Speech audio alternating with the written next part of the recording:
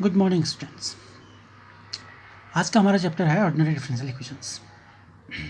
ये unit third है आपका सिलेबस के हिसाब से, और इससे 15 मार्क्स के क्वेश्चन आएंगे। तो देखिए, बहुत छोटी यूनिट है ये, समझिए एक चैप्टर जितना है ये सिर्फ, और 15 मार्क्स बहुत ज़्यादा होते हैं। तो इसको सभी लोगों को इसको तैयार करना है मेरे हिसाब से, जिसको भी थोड़ा सा भी इंटीग्रेशन की समझ है, क्योंकि बहुत बेसिक इंटीग्रेशन का यूज़ इसमें होगा, वो इस चैप्टर को कर सकता है। तो बात करते हैं डिफरेंशियल इक्वेशन की। ऑर्डिनरी डिफरेंशियल इक्वेशन हमारे सिलेबस में है, इस पर बात करेंगे ऑर्डिनरी क्या होता है और पार्शियल डिफरेंशियल इक्वेशन क्या होता है। तो सबसे पहले बात करते हैं डिफरेंशियल इक्वेशन होता क्या है। तो हम जानते हैं डिफरेंशिएशन के बारे में। डिफरेंशिएशन हमने पढ़ा है, क्या सिंबल हम यूज़ करते हैं डिफरेंशिएशन के लिए, dy अपॉन dx, या हम ये कहें कि ये dy बाई अपॉन dx जो है, इसमें y क्या है, y इसमें जो है ये, इसको हम ऐसा भी लिख सकते हैं ddx ऑफ y, और इसको हम कहते हैं चेंज, रेट ऑफ चेंज। आप जानते हैं डिफरेंशिएशन का मतलब होता है रेट ऑफ चेंज, ये हम पढ़ चुके हैं फर्स्ट सेमेस्टर में। यहाँ पर जो y है, आप जानते हैं वेरिएबल दो तरह के होते हैं, एक तो होता है डिपेंडेंट वेरिएबल और एक होता है इंडिपेंडेंट वेरिएबल। वेरिएबल का मतलब जो वेरी करते हैं, लेकिन वेरी करने में भी दो कंडीशन होती है। एक तो होता है इंडिपेंडेंटली कोई वेरी कर रहा है, उसको जो वैल्यू चाहे वो ले ले, उसकी मर्जी है, इंडिपेंडेंट है वो। और दूसरा होता है वेरी तो कर रहा है वैल्यू, लेकिन वो किसी और पर डिपेंड है ना। जैसे हम कहते हैं कि एरिया ऑफ सर्कल, और हमने कहा ए, इसको मान लिया, और सर्किल तो आप जानते हैं क्या होता है, पाई आर स्क्वायर। तो यहाँ पर ये आर भी वेरी कर सकता है, ये भी वेरिएबल है, और ये ए एरिया भी वेरिएबल है, दो ए भी वेरिएबल है। लेकिन देखिए, आप आर को इंडिपेंडेंट वैल्यू दे सकते हैं। आपने आर को वैल्यू दी 0 1 2 3, लेकिन ए अपने आप वैल्यू नहीं लेगा। ए की वैल्यू किस पे डिपेंड करेगी, आर पे। आर इक्वल टू 0 था तो ए 0 हुआ, आर इक्वल टू 1 था तो ए पाई हुआ, आर इक्वल टू जो है 2 रखा तो ए जो है 4 पाई हुआ, 3 रखा r equal to 9 pi square, 9 pi हुआ, है ना। तो वेरिएबल ए भी है और वेरिएबल आर भी है, लेकिन ए की वैल्यू आर पे डिपेंड कर रही है, जबकि आर अपनी वैल्यू खुद ले रहा है। तो हम कहेंगे यहाँ पर आर जो है ये इंडिपेंडेंट वेरिएबल है, और ए कैसा है, वेरिएबल है लेकिन डिपेंडेंट है, आर पे जो है डिपेंड कर रहा है। तो वेरिएबल दो तरह के होते हैं, हम जानते हैं, यहाँ से हमें पता चल गया कि इंडिपेंडेंट और डिपेंडेंट। तो यही, इससे ही हम डिफरेंशिएशन को डिफाइन करते हैं। हम कहते हैं, जब हम कहते हैं dy बाई डी एक्स, तो यहाँ पर जो ये y है ये डिपेंडेंट वेरिएबल होता है,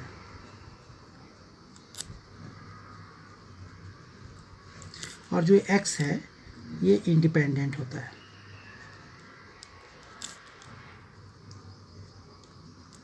तो हम इसको कहते हैं dy बाई डी एक्स, का मतलब हम कहते हैं कि रेट ऑफ चेंज, या हम कहते हैं change in dependent variable y with respect to in dependent variable x।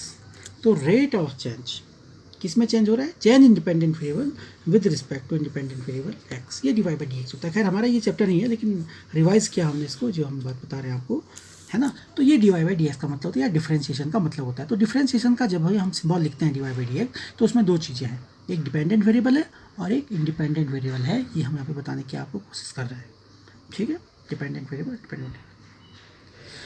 तो अब आते हैं डिफरेंशियल इक्वेशन पे। ऐसी इक्वेशन आप जानते हैं, इक्वेशन उसको कहते हैं जिसमें हमेशा दो साइडेड होते हैं, बीच में इक्वल टू का साइन होता है, और उसके दोनों साइड से वो बैलेंस होता है ना। तो इक्वेशन आप समझते हैं इक्वेशन क्या होता है। तो ऐसी इक्वेशंस जिसमें एन इक्वेशन विच हैज़, जिसमें इंडिपेंडेंट वेरिएबल हो,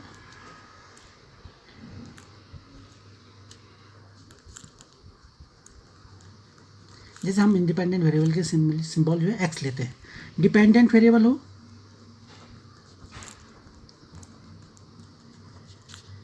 वाई हम सिंबल लेते हैं इसके लिए जनरली कैलकुलस में, और डेरिवेटिव हो, derivative, a d y by d x को क्या नाम देते हैं हम, डेरिवेटिव, इसको हम कहते हैं डेरिवेटिव या डिफरेंशियल कोफिशिएंट।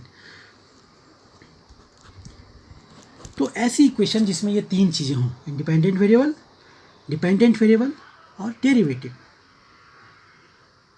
इन तीन चीज़ों से मिलकर के कोई इक्वेशन बनी हुई है, या उस इक्वेशन के टर्म में x है, y है और d y by d x है, डेरिवेटिव है, इंडिपेंडेंट वेरिएबल है, डिपेंडेंट वेरिएबल है और डेरिवेटिव है, तो ऐसी इक्वेशन को कहते हैं डिफरेंशियल इक्वेशन। आप हमारी बात समझ रहे हैं, हमने यहाँ डिफरेंशियल लिखी है इसकी, an equation involving independent variable, dependent variables and their derivatives is called differential equation। तो आपको पता चल जाए डिफरेंशियल इक्वेशन क्या होती है, ऐसी इक्वेशन जिसमें इंडिपेंडेंट वेरिएबल्स हो सकते हैं, हों, डिपेंडेंट वेरिएबल्स हों और उनका डेरिवेटिव। अगर हम इंडिपेंडेंट वेरिएबल को x ले रहे हैं, x हो, और डिपेंडेंट वेरिएबल y ले रहे हैं, y हो, एक से ज़्यादा भी हो सकते हैं इंडिपेंडेंट डिपेंडेंट वेरिएबल, और उनके डेरिवेटिव्स, जैसे x और y का डेरिवेटिव हो जाएगा d y by d x या d x upon d y, depend करता है आप किसको इंडिपेंडेंट ले रहे हैं, किसको डिपेंडेंट ले रहे हैं। तो जिस इक्वेशन में इंडिपेंडेंट वेरिएबल होता है, डिपेंडेंट वेरिएबल होता है और उनका डेरिवेटिव होता है, ऐसी इक्वेशन को कहते हैं डिफरेंशियल इक्वेशन। या हम कहें कि जो है जिस इक्वेशन में x होगा, y होगा और d y by d x होगा, वो इक्वेशन कहलाएगी डिफरेंशियल इक्वेशन। तो इसकी डेफिनेशन हो गई।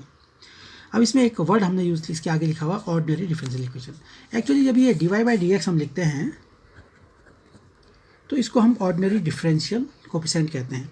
इसमें एक डिपेंडेंट वेरिएबल है, एक इंडिपेंडेंट वेरिएबल है। कभी कभी क्या होता है कि एक ही जो वेरिएबल होता है वो एक से ज़्यादा फंक्शन पे डिपेंड कर सकता है। सपोज करो आप जेड है और ये इस दो चीज़ों पर डिपेंड कर रहा है, दो डिपेंडेंट वेरिएबल हैं इसके, एक्स और वाई।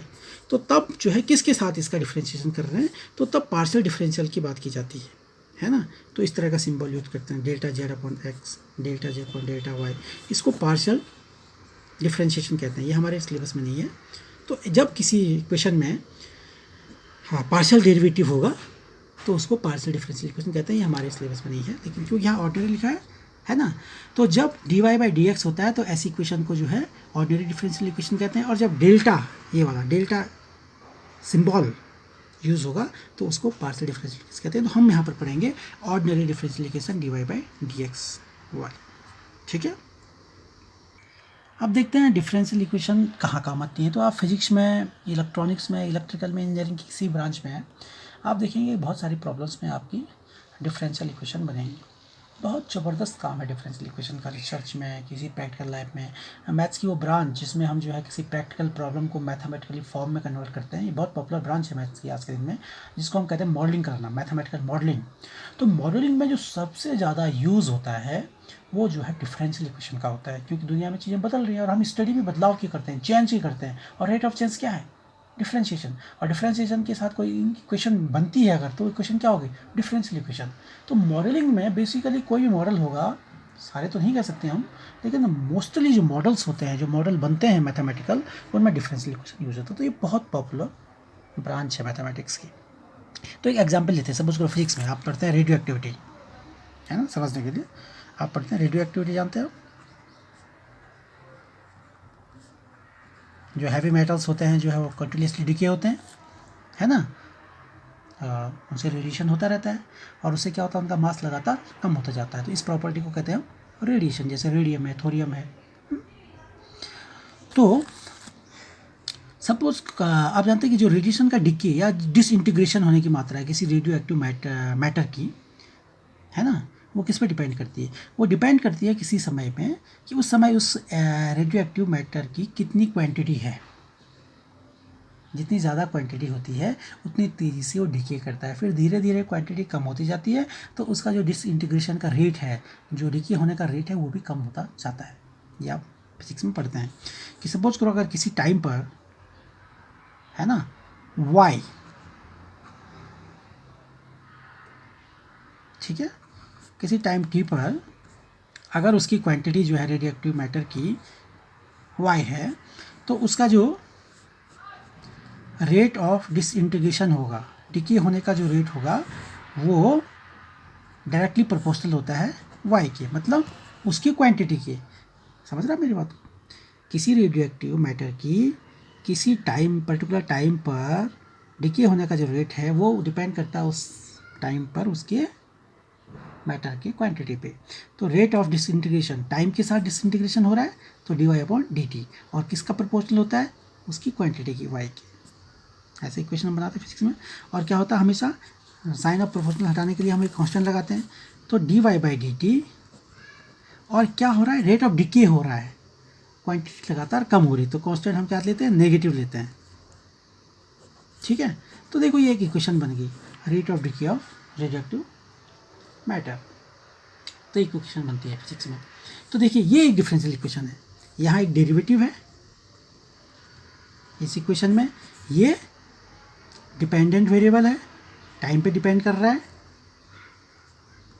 और टी, टाइम हमेशा इंडिपेंडेंट होता है, टाइम किसी पे डिपेंड करता है, तो इंडिपेंडेंट वेरिएबल है। तो ये बन गई डिफरेंशियल इक्वेशन। इस तरह से जो है प्रैक्टिकल लाइफ में हमारी डिफरेंशियल इक्वेशन बनती हैं। देखो ये डेरिवेटिव इसमें है, डिपेंडेंट वेरिएबल है और इंडिपेंडेंट वेरिएबल। तो ये इस तरह से जो है आप इंजीनियरिंग में या साइंस की किसी ब्रांच में जब किसी प्रॉब्लम को सॉल्व करेंगे तो आपके पास डिफरेंशियल इक्वेशन बनेगी। यहाँ पर हम डिफरेंशियल इक्वेशन बनाने की बजाय डिफरेंशियल इक्वेशन को सॉल्व कैसे करते हैं ये सीखेंगे। ठीक है, चलिए आगे बढ़ते हैं। अब हम बात करेंगे order of A differential equation. किसी डिफरेंशियल इक्वेशन का ऑर्डर क्या होता है और डिफरेंशियल इक्वेशन की डिग्री क्या होती है। इस पर पक्का 2 मार्क्स का क्वेश्चन आएगा। ठीक है, कोई डिफरेंशियल इक्वेशन दी होगी और आपको उसका ऑर्डर और डिग्री लिखना होगा। बहुत आसान है, बस थोड़ा सा बेसिक चीज़ समझनी है। सबसे पहले हम देख लेते हैं डेरिवेटिव। डेरिवेटिव इसे कहते हैं dy/dx। किसी भी फंक्शन का जो डिफरेंशिएशन है उसको हम कहते हैं डेरिवेटिव, dy/dx, इसको हम डेरिवेटिव कहते हैं। राइट, अब इसमें देखिए, ये जब एक बार हम डिफरेंशिएशन करते हैं तो इसको हम कहते हैं फर्स्ट ऑर्डर डेरिवेटिव। क्या कहते हैं, फर्स्ट ऑर्डर डेरिवेटिव। इसका दोबारा डिफरेंशिएशन करेंगे इसी का, तो इसके लिए हम लिखते हैं d²y/dx², आपने पढ़ा है, और इसको हम कह देते हैं सेकेंड ऑर्डर डेरिवेटिव। और एक बार और करेंगे तो ये बन जाएगा d³ y/dx, वैसा सिंबल यूज़ करते हैं, और इसको हम कहते हैं थर्ड ऑर्डर डेरिवेटिव। या n टाइम्स करेंगे तो हम लिखेंगे dny/dx n, और ये हो जाएगा nth ऑर्डर डेरिवेटिव। ठीक है, तो ये होता है डेरिवेटिव का ऑर्डर। हम जानते हैं dy/dx है तो इसको हम कहते हैं फर्स्ट ऑर्डर डेरिवेटिव है। दोबारा डिफरेंशिएशन किया, 2 बार डिफरेंशिएशन किया तो उसको हम d²/dx² लिखते हैं, वो सेकंड ऑर्डर डेरिवेटिव कहलाता है। n टाइम्स करेंगे तो dny/dx लिखेंगे और उसको हम कहते हैं n ऑर्डर डेरिवेटिव। ये डेरिवेटिव का ऑर्डर होता है। इसी से बनी हुई है डेफिनेशन डिफरेंशियल इक्वेशन के ऑर्डर की। तो ऑर्डर ऑफ डिफरेंशियल इक्वेशन, किसी डिफरेंशियल इक्वेशन का ऑर्डर कहते हैं उसमें जो हाईएस्ट ऑर्डर का डेरिवेटिव दिख रहा है आपको इक्वेशन में, जो हाईएस्ट ऑर्डर का डेरिवेटिव है, ठीक है, वही डिफरेंशियल इक्वेशन का भी ऑर्डर होता है। अगर किसी इक्वेशन में केवल dy/dx है तो डिफरेंस में तो उसका ऑर्डर कितना हो गया, 1, क्यों dy/dx क्या फर्स्ट ऑर्डर डेरिवेटिव है। अगर डिफरेंशियल इक्वेशन में d²y/dx² है, d²y/dx² है, तो हम कहेंगे डिफरेंशियल इक्वेशन का ऑर्डर, उसमें हो सकता है dy/dx भी हो, लेकिन सबसे बड़ा जो डेरिवेटिव होता है, तो अगर d²y/dx² है, मैक्सिमम जो डेरिवेटिव है वो यही है, तो उसका डिफरेंशियल इक्वेशन का ऑर्डर हो जाएगा 2। अगर डिफरेंशियल इक्वेशन में d³ सबसे बड़ा डेरिवेटिव है तो उसका ऑर्डर हो जाएगा 3। तो ये डेफिनेशन होती है ऑर्डर की कि highest order derivative appearing in the differential equation is called the order of the differential equation. फिर से सुन लीजिए, ये पक्का 2 मार्क्स का क्वेश्चन आएगा। किसी डिफरेंशियल इक्वेशन में जो सबसे बड़ा या हाईएस्ट ऑर्डर डेरिवेटिव हो गएंगे, सबसे बड़े ऑर्डर का जो डेरिवेटिव होता है, उस डेरिवेटिव का जो ऑर्डर है वही डिफरेंशियल इक्वेशन का ऑर्डर कहलाता है। डेरिवेटिव का ऑर्डर हमने संभाल दिया, आपको ये समझा दिया। ये फर्स्ट ऑर्डर का डेरिवेटिव है, ये सेकंड ऑर्डर डेरिवेटिव है, ये थर्ड है, एंड सो ऑन, फोर्थ होगा, पावर से 4 होगा। तो किसी डिफरेंशियल इक्वेशन में सबसे बड़ा डेरिवेटिव होगा, उसका जो ऑर्डर है वही डिफरेंशियल इक्वेशन का भी ऑर्डर होगा। एक बार फिर से, अगर केवल dy/dx है तो first order derivative, first order differential equation हो गई। d²y/dx² है तो सेकंड ऑर्डर की डिफरेंशियल इक्वेशन हो गई। d³ है तो थर्ड ऑर्डर की हो गई। dy4/dx4 है तो फोर्थ ऑर्डर डिफरेंशियल हो गई। तो जो हाईएस्ट ऑर्डर डेरिवेटिव होता है वही किसी डिफरेंशियल इक्वेशन में का जो है ऑर्डर कहलाता है। इसके बाद बात है डिग्री की, degree of A differential equation. अब पहले ऑर्डर समझ में आ गया तो डिग्री उससे कंपेयर करनी है। सबसे पहले हम देखते हैं किसी डिफरेंशियल इक्वेशन में हाईएस्ट पावर का या हाईएस्ट ऑर्डर का डेरिवेटिव कौन सा है। जब हमको देख लिया हमने कि हाईएस्ट ऑर्डर का डेरिवेटिव कौन सा है, तो उस डेरिवेटिव की जो पावर होती है, उसके बाहर जो पावर लगी है ना, वही डिफरेंशियल इक्वेशन की डिग्री कहलाती है। डिग्री निकालने के लिए सबसे पहले आपको चिन्हित करना है कि डिफरेंशियल इक्वेशन में हाईएस्ट ऑर्डर का डेरिवेटिव क्या है, और फिर उस डेरिवेटिव की हाईएस्ट ऑर्डर डेरिवेटिव की पावर देखनी है। उसकी जो पावर होगी वही जो है डिफरेंशियल इक्वेशन की डिग्री होगी। लेकिन इसमें कंडीशन है, provided degree of A differential equation होती है डिग्री या power of the highest order derivative provided the given differential equation is free from radicals and fractions. लेकिन एक कंडीशन है कि डेरिवेटिव हाईएस्ट ऑर्डर डेरिवेटिव की जो पावर है वही डिग्री होगी, लेकिन डिफरेंशियल इक्वेशन में कोई रेडिकल्स या फ्रैक्शंस, उसके ऊपर कोई इस तरह की हाफ वाली पावर या अंडर रूट इस तरह की चीज़ें नहीं लगी होनी चाहिए डिफरेंशियल इक्वेशन में। अगर ऐसी लगी हुई हैं तो पहले उनको हटाते हैं।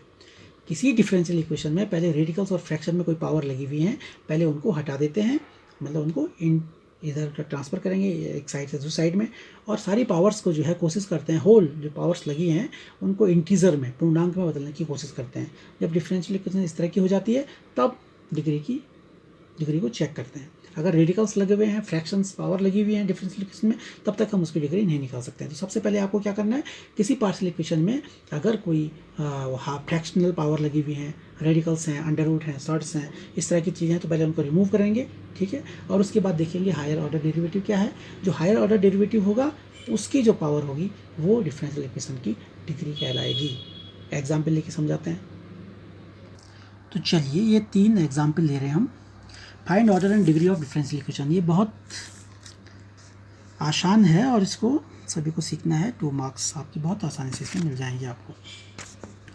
तो देखिए पहला डिफरेंशियल इक्वेशन देखा इसने, इसमें डिग्री और ऑर्डर निकालना है। 1 + dy/dx की होल पावर 4 6 d²y/dx² का होल स्क्वायर। देखो इसमें कोई फ्रैक्शनल पावर नहीं है, कोई भिन्न के रूप में कोई घात नहीं है ना, और कहीं अंडर रूट और इस तरह का साइन भी नहीं है। तो ये free from radicals and fractional powers है, ठीक है। तो इसमें हम सीधे इसका ऑर्डर एंड डिग्री निकाल सकते हैं। तो पहले हम निकालेंगे ऑर्डर और फिर लिखेंगे डिग्री। ऑर्डर का हमने क्या कहा था डेफिनेशन, कि किसी भी डिफरेंशियल इक्वेशन में जो हाईएस्ट ऑर्डर का डेरिवेटिव होता है उसका जो ऑर्डर होगा वही डिफरेंशियल इक्वेशन का भी ऑर्डर होगा। तो इसमें है dy/dx, ये फर्स्ट ऑर्डर का हो गया डेरिवेटिव, और d²y/dx² भी है, ये सेकंड ऑर्डर का डेरिवेटिव है, और यही सबसे बड़ा डेरिवेटिव है इसमें, है ना। कितने ऑर्डर का, सेकंड ऑर्डर का। तो इस डिफरेंशियल इक्वेशन में सबसे बड़ा जो हाईएस्ट ऑर्डर डेरिवेटिव है वो है सेकंड ऑर्डर डेरिवेटिव। तो इसका ऑर्डर हो गया 2। इसमें जो डेरिवेटिव है सबसे बड़ा हाईएस्ट ऑर्डर का डेरिवेटिव क्या है, सेकंड ऑर्डर डेरिवेटिव। तो ऑर्डर कितना हो गया, सेकंड, मतलब 2 हो गया। आप समझ रहे हैं, जिस भी इक्वेशन में d²y/dx² होगा और उससे बड़ा कोई डेरिवेटिव नहीं होगा तो उसका ऑर्डर 2 हो जाएगा। अगर यहाँ पर d3y/dx³ होता तो इस डिफरेंशियल इक्वेशन का ऑर्डर 3 हो जाता है, ठीक है। तो ये पहली चीज़ें आपने ऑर्डर देख लिया, और जब आप ऑर्डर देख लेते हैं उसी से डिग्री निकालनी है कि जो हाईएस्ट ऑर्डर डेरिवेटिव है उसकी जो पावर है वो होती है डिग्री। तो हाईएस्ट ऑर्डर डेरिवेटिव d²y/dx² है, और इसकी जो पावर होगी वही क्या होगी, डिग्री। तो इस डिफरेंशियल इक्वेशन का ऑर्डर भी 2 है और डिग्री भी 2। अब इसमें देखिए सेकंड डिफरेंशियल इक्वेशन दे रखी है 1/dy/dx का होल स्क्वायर, और इस होल का जो है पावर है 3/2 और k d3y/dx। अब देखिए लेकिन यहाँ पर हम सीधे ऑर्डर और डेरिवेटिव की बात नहीं करेंगे, पहले क्या करेंगे हम इसको फ्री फ्रॉम रेडिकल्स। इसको मतलब जो है इसमें फ्रैक्शनल पावर है, तो पहले ये 3/2 को, इनकी पावर को, डिफरेंशियल इक्वेशन की पावर को हमेशा इंटीजर में कन्वर्ट करना होता है, पूर्णांक बनाना होता है। तो यहाँ क्या करेंगे, ये पावर जो 1/2 है इसको इस तरफ ले जाइए आप, या दोनों तरफ आप कहेंगे स्क्वायर करने पर, दोनों तरफ आपने स्क्वायर किया तो क्या बन गया डिफरेंशियल इक्वेशन, 1 + dy/dx का स्क्वायर, और यहाँ स्क्वायर किया तो 2 से पावर में 2 से मल्टीप्लाई हुआ तो 3 हो गया, और d3y/dx³ दोनों तरफ स्क्वायर किया था, वहाँ तो 2 कट गया था और यहाँ स्क्वायर लग गया। अब ये differential equation free from fractional हो गई है या रेडिकल्स। अब इसमें देखो जो जितनी पावर है सब क्या है, इंटीजर्स में है। अब हम इसके ऑर्डर और डिग्री की बात कर सकते हैं। तो बताइए ऑर्डर क्या होगा इसका और डिग्री क्या होगी।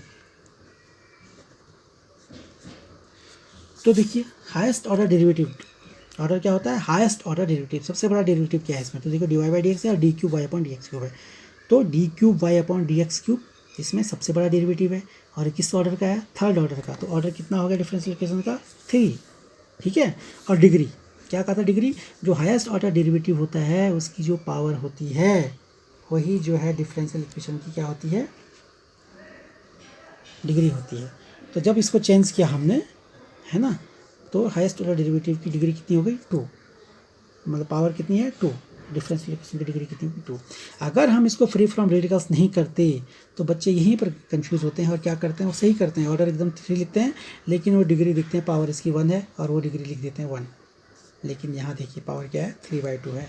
तो आपको इस बार इस 3/2 में से बाई 2 हटाना है और तब डिफरेंशियल इक्वेशन ऐसे बनेगी। तो ऑर्डर पे तो कोई फ़र्क नहीं पड़ता है, और अगर आप यहीं से भी ऑर्डर लिखेंगे ऑर्डर वही रहेगा, लेकिन डिग्री पे फ़र्क पड़ता है। पहले अगर आप यहीं डिग्री लिख देते तो आपको लगता है 1 है, लेकिन वास्तव में इसकी डिग्री थी कितनी, 2, क्योंकि जब इसको जो है फ्री फ्रॉम रेडिकल्स किया तो इसकी पावर 2 आ गई है। तो इस डिफरेंशियल इक्वेशन की ऑर्डर है 3 और डिग्री है 2।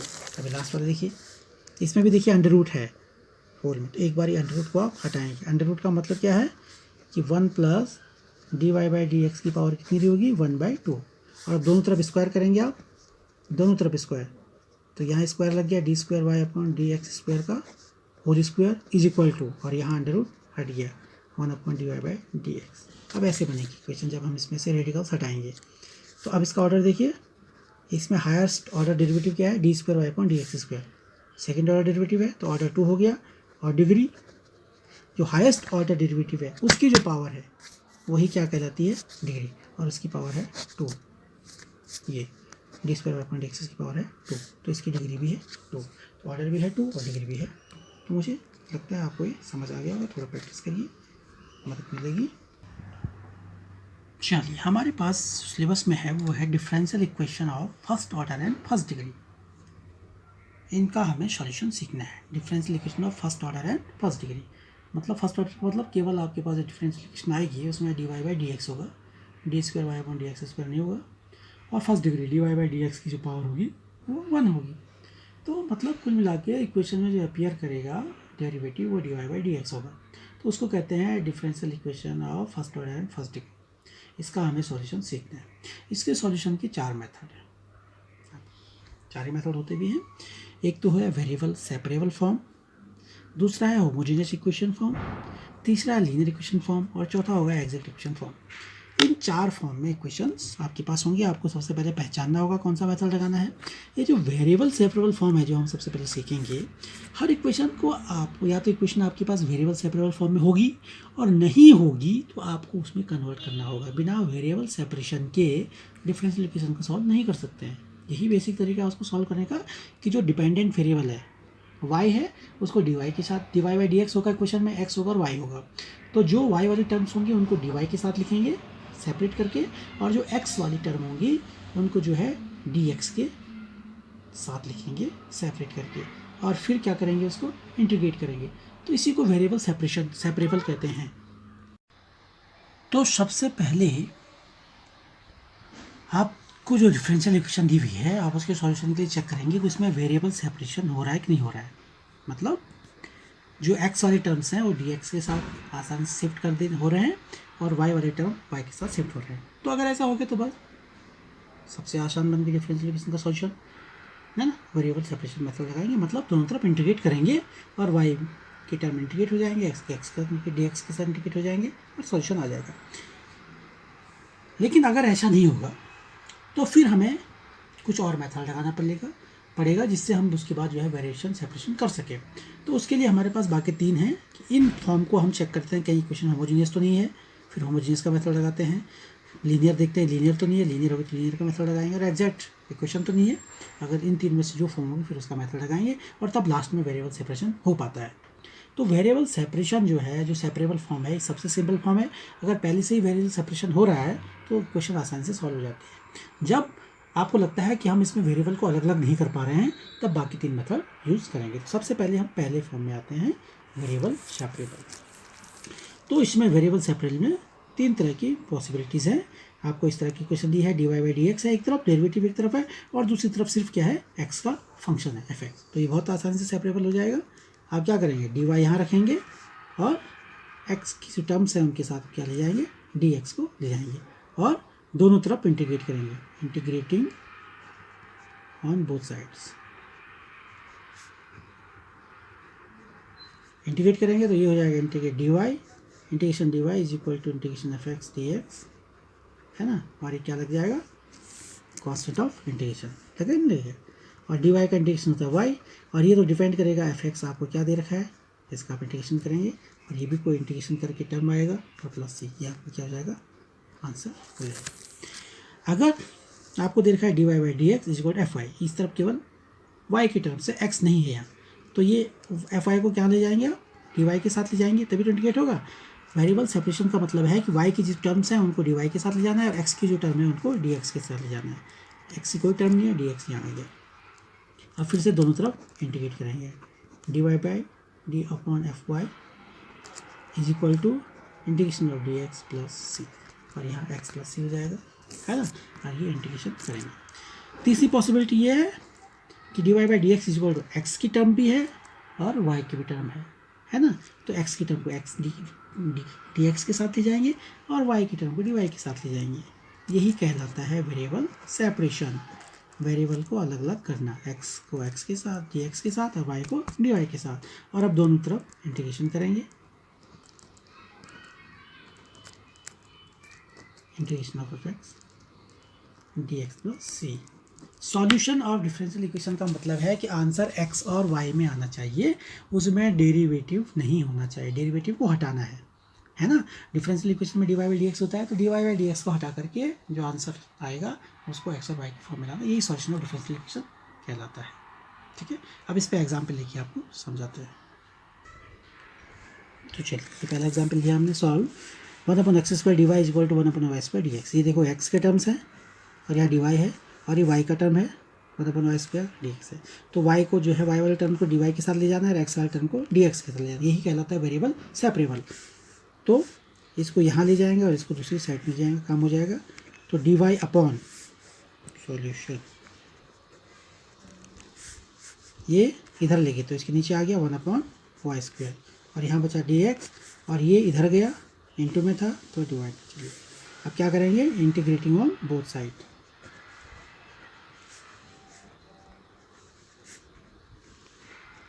तो क्या हुआ, इंटीग्रेशन किया, d y upon 1/y² is equal to d x upon और कॉन्स्टेंट ऑफ इंटीग्रेशन लगाना है और 1/1 + y², इसका इंटीग्रेशन क्या होता है, या इसका देखिए dx अपॉन 1 + x², याद आया, ये होता है tan इनवर्स x, क्योंकि ddx of tan inverse x equal होता है 1/1 + x²।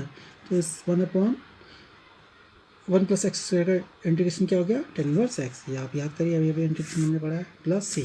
और ऐसे ही यहाँ x की जगह y है तो 1/1 + y² का इंटीग्रेशन हो गया tan इनवर्स y। तो tan inverse y equal to tan inverse x + c, ये हो गया आंसर। सॉल्यूशन का मतलब है कि उसमें से dy बाई डी एक्स गायब हो जाना चाहिए, हो गया। ठीक है, दूसरा एग्जाम्पल लेते हैं। अब चलिए, ये हमने दूसरा एग्जाम्पल लिया, dy by d x is equal to ex - y और प्लस x² e - y। तो देखिए, इसमें कोशिश करिए कि सेपरेट हो सकते हैं, वेरिएबल नहीं हो सकते हैं। तो ex - y पावर में माइनस है, तो इसको हम ऐसे लिख सकते हैं ex इंटू e की पावर -y लिख सकते हैं।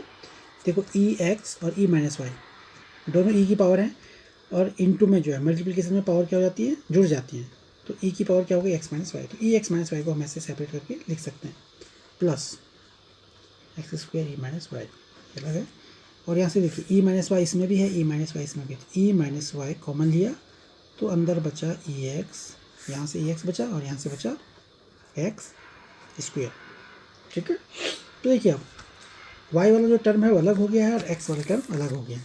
तो अब इस y वाले टर्म को dy के साथ ले जाइए, तो ये बन गया dy अपॉन e - y, ये यहाँ इंटू में था, नीचे गया e - y हो गया, इज इक्वल टू dx को इस तरफ ले गए और यहाँ क्या बचा पहले, ex प्लस x² dx, यहाँ से यहाँ चले गया। अब ये ey ऊपर जाएगा तो प्लस का हो जाएगा, है ना। और e x plus x square d x. अब जो है वाई वाले सारे जितने भी जो भी टर्म था वो डी वाई के साथ आ गया, और एक्स वाले जो भी टर्म है ई की पावर एक्स एक्स स्क्वायर, ये एक्स के साथ चलेगा, ई की पावर एक्स है, ठीक है ना।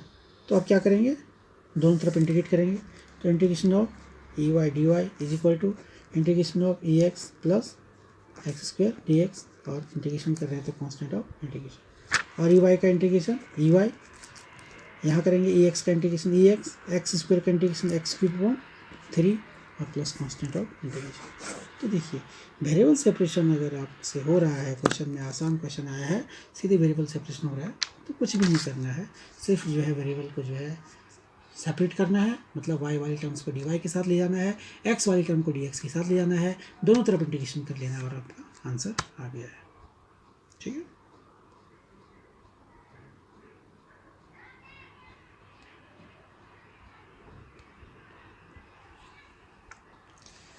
अब बात करते हैं एक ऐसी फॉर्म की कि जो सीधे तो वेरिएबल सेपरेशन जिसमें नहीं हो पाता है, लेकिन उसमें कुछ हम करें तो उसको हम वेरिएबल सेपरेशन टाइप में कन्वर्ट कर सकते हैं। तो वो फॉर्म होती है इस तरह की, आपको दे रखा है d y by d x equal, और यहाँ आपको फंक्शन दे रखा है a x plus b y plus c का, ठीक है।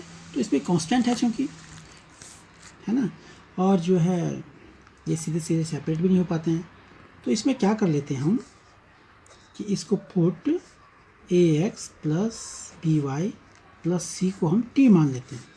अगर आपको कहीं पर a x plus b y plus c की फॉर्म में कोई फंक्शन दे रखा है और एक तरफ d y by d x है, तो आप a x plus b y plus c को टी पुट कर दीजिए। और अब क्या, जैसे हम इंटीग्रेशन में करते थे, इसका डिफ्रेंशिएशन करिए एक्स के रिस्पेक्ट में, differentiating with respect to x, तो ए एक्स ए कॉन्स्टेंट है भरा के एक्स का डिफ्रेंशिएशन 1 हो गया, ठीक है, प्लस बी एक्स के साथ कर रहे हैं d y by d x, y का डिफ्रेंशिएशन, और सी कांस्टेंट है, सी का डिफ्रेंशिएशन 0, और डी टी अपॉन टी भी एक वेरिएबल है तो d t upon d x हो गया।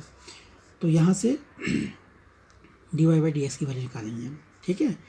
तो d y by d x कितना हुआ बी, इसको इधर ले गए तो ये हो गया d t upon d x minus a, और d t upon d x d y upon d x is equal to हो गया ये बी, यहाँ गया तो अपॉन में आ गया d t upon d x minus a, और ये आपकी सपोज करो इक्वेशन 1 थी।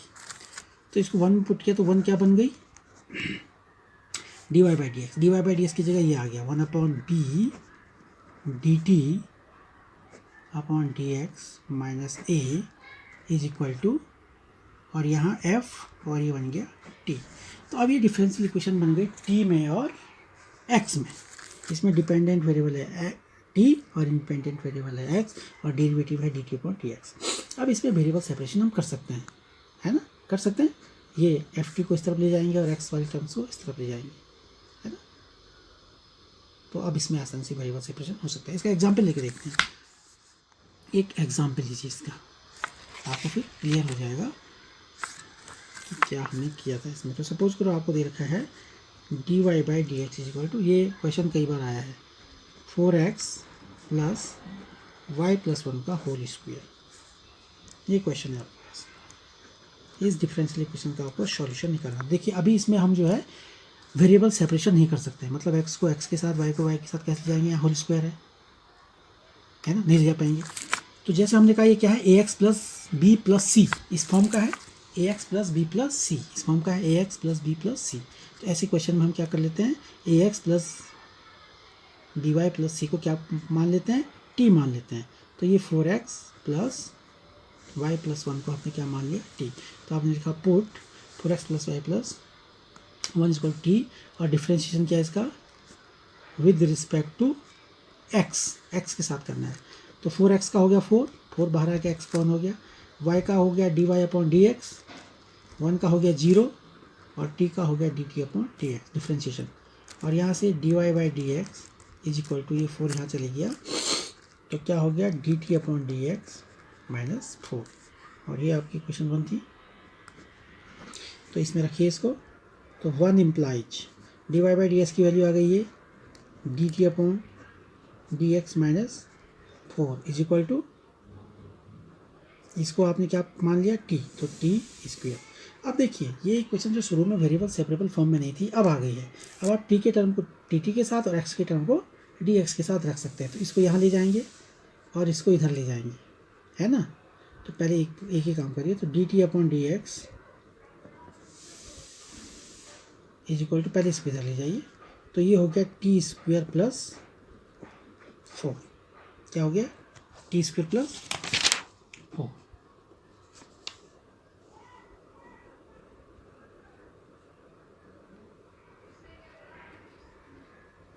ठीक है। और अब इसको यहाँ ले जाएंगे नीचे इसके डी टी के। तो d t upon t square plus 4 और डी एक्स को दूसरी तरफ लेंगे। ऐसा बन गया क्वेश्चन ये।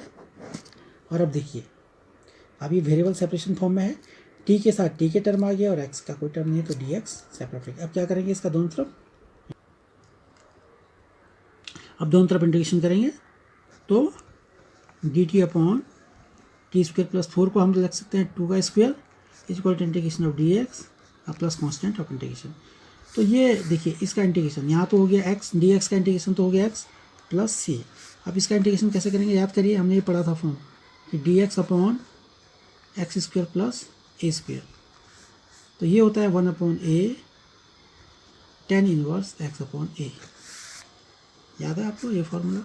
यही यूज़ करेंगे। तो इसका इंटीग्रेशन हो गया 1 अपॉन ए की जगह है 2, 1 upon a tan inverse x upon A, x की जगह टी है यहाँ पर, तो टी अपॉन ए ये हो गया। और अब टी की वैल्यू, टी हमने पुट किया था तो वापस टी की वैल्यू रखेंगे। और टी क्या था? 1/2 tan इनवर्स, टी क्या था भाई? 4x plus y plus 1। T की वैल्यू वापस पुट कर दी, 2 is equal to x plus c. और इसी को आप आंसर मान सकते हैं। यहाँ भी आप आंसर मान सकते हैं। कुछ लोग इस tan इनवर्स को 10 में कन्वर्ट करते हैं, तो ऐसा लिखते हैं वो, पहले 2 को उधर ले गए। ठीक है, तो क्या बन गया ये? tan inverse 4x plus y plus 1 upon 2 is equal to 2 को यहाँ ले गए तो 2x प्लस 2c, ऐसा बन गया। और tan इनवर्स को इस तरफ ले जाएंगे तो ये क्या बन जाता है? 10 बन जाता है। तो ऐसा लिखते हैं 4x plus y plus 1 upon 2 is equal to 10 2x plus 2c, है ना। और जो है 4x plus y plus 1 is equal to 2, इस 2 को भी इस तरफ ले गए। तो कुछ लोग ऐसा भी आंसर लिख लेते हैं, है ना। हमेशा tan इनवर्स को या sin इनवर्स को जो है साइन या tan की फॉर्म में वापस कन्वर्ट करते हैं, जो भी आपको सुटेबल लगे। तो ये आपका हमारा हो गया वेरिएबल सेपरेशन फॉर्म। अब हम डिस्कस करते हैं हमारी होमोजेनियस इक्वेशन।